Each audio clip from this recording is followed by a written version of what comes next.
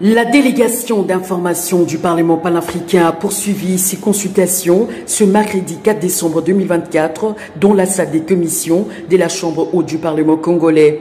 La délégation de l'opposition parlementaire, conduite par le député national Christian Mwando, était la première équipe à être reçue et écoutée par la mission d'information du Parlement panafricain. La mission d'information du pape en République démocratique du Congo vise 3 objectifs essentiels, à savoir la situation insoutenable avec la guerre d'agression dans la partie est de la RDC, la situation post-électorale et la vulgarisation de la charte du pape. S'agissant du premier point, l'opposition politique a confirmé à cette délégation l'agression de la RDC dans sa partie est par le Rwanda et ses supplétifs du 1-23. L'opposition politique a à cette occasion insisté sur la nécessité de la cohésion nationale. Signataire de la charte panafricaine, la RDC compte ratifier ces documents dans le tout prochain jour. Nous avons effectivement confirmé à cette délégation la guerre d'agression que nous subissons à l'Est et nous avons insisté sur la nécessité de la cohésion nationale pour faire face à cette agression. Nous avons également parlé de la charte qui reprend des points pour laquelle notre pays a déjà signé, mais dont il manque la ratification. Juste après l'opposition, la mission du Parlement panafricain a reçu la délégation du réseau international Network for Social Protection Rights, conduite par sa coordonnatrice Eze Atoum Kassouni. Ce réseau est une structure de la société civile qui compte 15 organisations membres et 100 organisations membres indirectes avec environ 10 millions de membres répartis à travers la RDC. Nous sommes sans ignorer que notre population vit dans l'insécurité la plus criante et que personne ne mérite.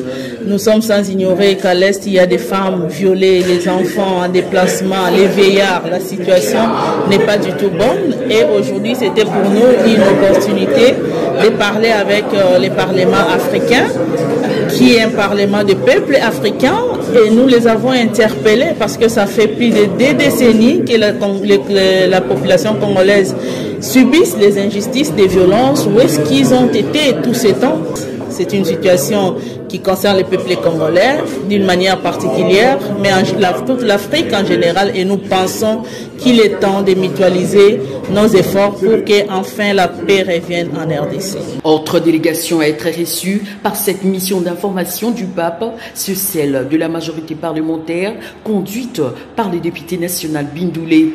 La séance s'est déroulée à huis clos.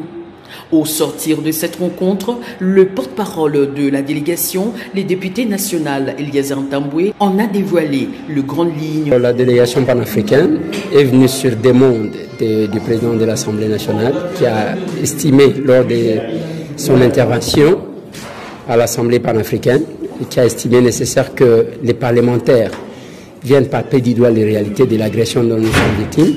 C'est la première question. La question la plus importante, c'est par rapport à l'agression dont la RDC est victime. La deuxième question, c'est par rapport à l'évolution politique. Voilà les 2 questions qui nous ont été posées. Cette agression rwandaise inutile, dont la RDC est victime, sans savoir le pourquoi, parce que la question des FDLR, c'est une fausse raison qu'ils avancent. Il y a les collègues tels que nous sommes là qui ont dit retracer l'historique de ces conflits dont nous sommes victimes actuellement, mais aussi la dimension de l'exploitation des minéraux qui est là, parce que le malheur que la RDC a aujourd'hui, c'est le fait que nous soyons riches en ressources naturelles qui créent la convoitise de tout le monde. On a parlé aussi de la question des ADF NALU, qui sont aussi sur les territoires congolais, qui sont considérés comme des groupes terroristes, alors qui est d'ailleurs constitué des ressortissants de plusieurs pays.